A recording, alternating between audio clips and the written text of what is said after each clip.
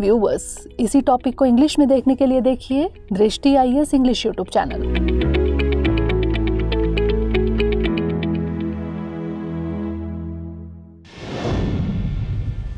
नमस्कार, दृष्टि IAS के टू द पॉइंट प्रोग्राम में आपका स्वागत है। आज हम बात करेंगे सुर्खियों में सामुदायिक वन संसाधन अधिकार के बारे में। सबसे पहले जान लेते हैं कि यह चर्चा में क्यों है। छत्तीसगढ़ राष्ट्रीय उद्यान के भीतर एक गांव के सामुदायिक वन संसाधन यानी CFR अधिकारों को मान्यता देने वाला देश का दूसरा राज्य बन गया है। बस्तर जिले के कांगेर घाटी राष्ट्रीय उद्यान के अंदर एक गांव गुड़िया पदर में रहने वाले आदिवासियों के CFR अधिकारों को हाल ही में मान्यता दी गई। वर्ष 2016 में ओडिशा सरकार सिमलीपाल राष्ट्रीय उद्यान के अंदर CFR को मान्यता देने वाली पहली सरकार थी। अब जान लेते हैं CFR यानी सामुदायिक वन संसाधन के बारे में। सामुदायिक वन संसाधन सामान्य वन भूमि होती है जिसे किसी विशेष समुदाय द्वारा स्थायी उपयोग के लिए पारंपरिक रूप से संरक्षित किया गया है। विशेष समुदाय इसका उपयोग गांव की पारंपरिक और प्रथागत सीमा के भीतर उपलब्ध संसाधनों तक पहुंचने के लिए करते हैं। प्रत्येक CFR क्षेत्र में समुदाय और उसके पड़ोसी गांवों द्वारा मान्यता प्राप्त पहचान योग्य स्थलों की एक प्रथागत सीमा होती है।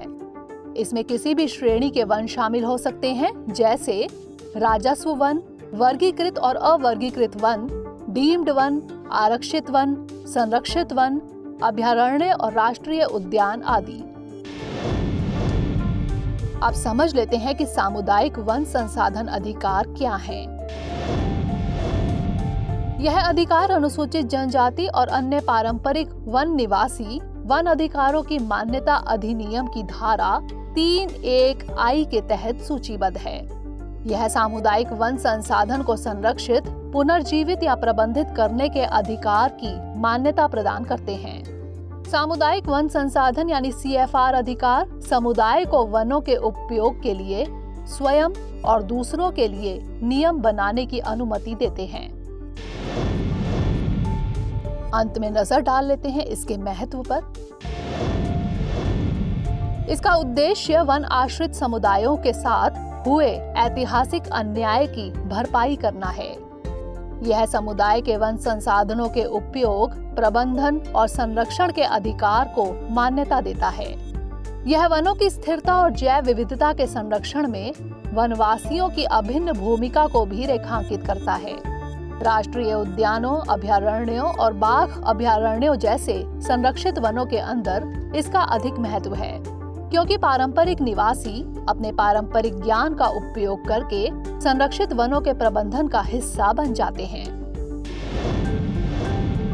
आइए अब नोट कर लेते हैं आज का प्रश्न। राष्ट्रीय उद्यान के अंदर किसी गांव के सामुदायिक वन संसाधन यानी CFR अधिकारों को मान्यता देने वाला पहला राज्य कौन सा है? छत्तीसगढ़, केरल, ओडिशा या फिर झारखंड? इसका उत्तर हमें कमेंट सेक्शन में जरूर भेजिएगा। अगले सेशन में किसी नए टॉपिक को कवर करेंगे। तब तक के लिए धन्यवाद।